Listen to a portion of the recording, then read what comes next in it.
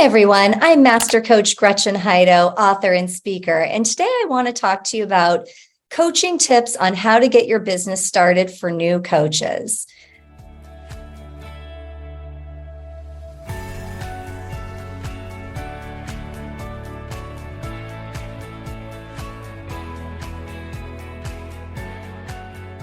The first thing that everyone should really think about is, are you ready? And here's what I mean by that.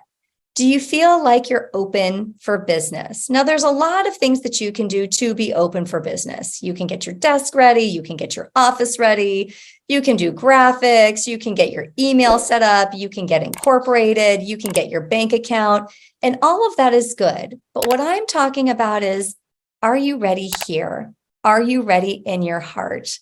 I want you to picture yourself carrying a sign that says, open for business. If your vibe and your energy tells the world that you are open for business, then you're going to be surprised at how many people come to you wanting conversations. Now, let's talk about those conversations. You have to be ready and prepared to have an actual conversation. So do you have your processes ready? If someone were to come to you and say, hey, can you tell me about your coaching? Have you practiced what you're going to say?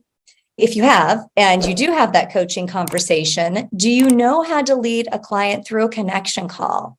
From there, if they want more information, do you know what to do when it comes to helping them to be enrolled, giving them a coaching experience, and then making a proposal? Those are the things that I would suggest are the very first place to start. Tell the world, I'm open for business. Then make sure those processes are in place. So how do you get your processes in place? Well, there's some really good books that you can read. One of them is called The Prosperous Coach by Steve Chandler and Rich Litvin. There's also a lot of great coaching programs out there. I work with coaches all of the time to help them get ready for their business and to get those processes in order. First thing you want to do is think about, who do you serve? What are the personality traits of a person that is exciting to you, that you would love to be in contract with? A person that lights you up. Are they ambitious? Are they service oriented? Are they creative? What are they for you? So write down those personality traits. The next thing to know is, what do you do with an enrollment call? I have a lot of videos on enrollment calls. You can watch that, but you do want to make sure that you have a process for that. I like to start with the pre-email. And in the pre-email, I get some background information on who the client is. What are they hoping for in the next 6 months? What's been hard? What do they really want? What would it mean to them if they had that? I do make sure that they know that this isn't a session where we're coaching. Instead, what we're doing is getting to know each other. It's your audition. It's their audition. We're seeing if it's a good fit. The next part is, if they ask you, well, how do you work? You want to make sure that you have your requirements ready. You want to say something like, I'm so glad we're here, but let's slow down for a minute.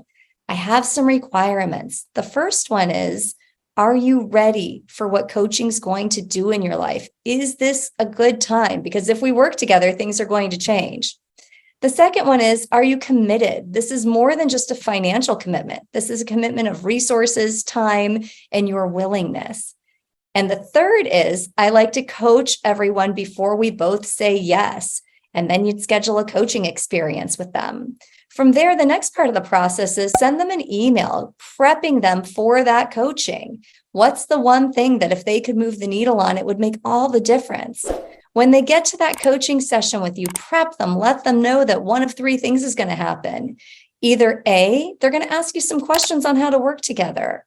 B, they might feel complete. Or C, you might send them some resources. Then coach and serve the heck out of them. At the end of that conversation, ask them for their takeaway, ask them what they're committed to, and then open it up for questions. When they ask you about the pricing, the next part of the process is to make your highest recommendation. My highest recommendation is a 6-month program where we're going to work on your vision. You told me you wanted this.